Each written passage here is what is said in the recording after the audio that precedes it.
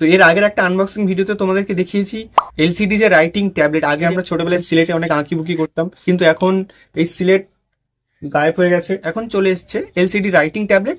এই ট্যাবলেটটা তোমাদের আনবক্সিং করে দেখিয়েছি কিভাবে লেখে, কেন দরকার এটা, যারা বেশি রাফ ইউজ করে সেটা তোমাদেরকে দেখানো হয়েছে। তোমরা যদি ভিডিওটা না দেখে থাকো তাহলে আই বাটনে একটা লিঙ্ক দেওয়া আছে, তোমরা দেখে নাও। তো এই ভিডিওতে আমি তোমাদেরকে দেখাবো এলসিডি রাইটিং ট্যাবলেটটা কিভাবে কাজ করে, এর ভিতরে কি আছে সেটা তোমাদেরকে খুলে দেখাবো। জব তক मैं हूं खोल के दिखा दूंगा। দেখো আমি খুলে দেখাচ্ছি এর অবস্থাটা কি। তো গাইজ, এই যে সিলেটটা রয়েছে এলসিডি প্যানেল, যে এলসিডি সিলেটটা, সেটা আমি তোমাদেরকে খুলে দেখাবো এর ভিতরে আসলেই কি আছে, কিভাবে এটা কাজ করে, ঠিক আছে। সো এটার ভিতরে কি আছে এটা আমি তোমাদেরকে খুলে দেখাবো, তোমরা দেখতে থাকো। আমি কিছুটা খুলেছিলাম, দেখতে থাকো তোমরা।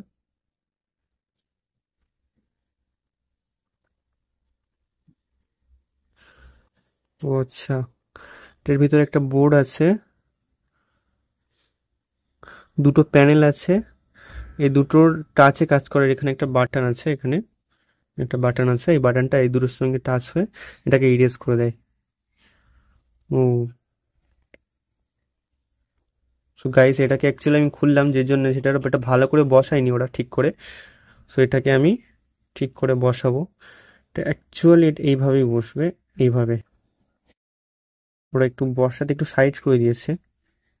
সো এটাকে আমি ইরেজ করার জন্য এই যে চিমটি আছে এই দুটোকে সার্কিট করে দেবো, তাহলে ওটাকে ইরেজ হয়ে যাবে। ইরেজ হয়ে গেল।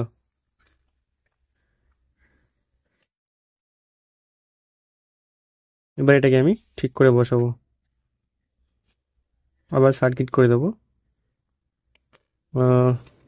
তোমাদের একটা কাজ দিলাম, সেটা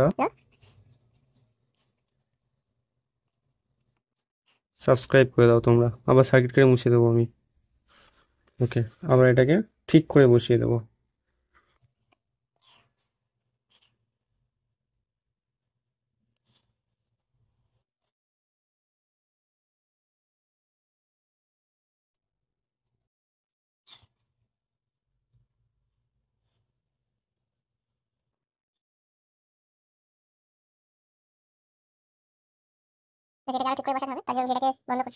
গাইস, এটাকে আমি পুরোপুরি ফিট করে দিলাম, দেখতেই পাচ্ছ তোমরা।